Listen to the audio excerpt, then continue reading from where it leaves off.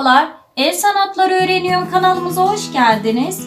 Bu videomuzda sizlere geri dönüşüm malzemelerinden iki farklı vazo yapacağız. Bunun için gerekli malzemelerimiz 2 pet şişe, renkli kumlarımız, 1 adet kütük, pencere izolasyonlarında kullanılan süngerin çıkartma bandı, keçelerimiz ve son bir malzememiz de benim mutfak dolapları için kullandığım örtülerin içinden çıkan rulo ve ayrıyeten havlu kağıtlarının içinden çıkan ruloları da kullanabilirsiniz.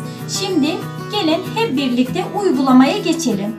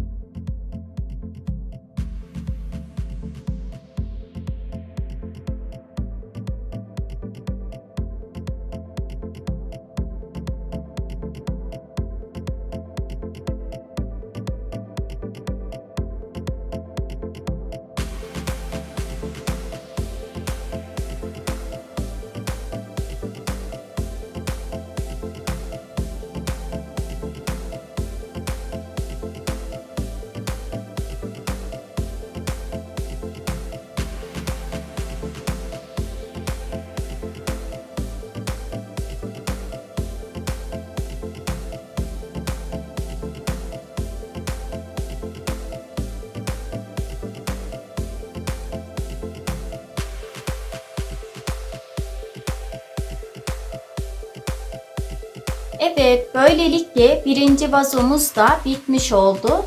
İçine koyduğum keçeden çiçeklerimiz de bir önceki videomuzda yaptığımız çiçek figürlerimiz. Yapım aşamalarını merak eden arkadaşlar varsa sağ üst köşedeki linkten tıklayıp izleyebilirler. Bu şekilde sizler de kullanabilirsiniz.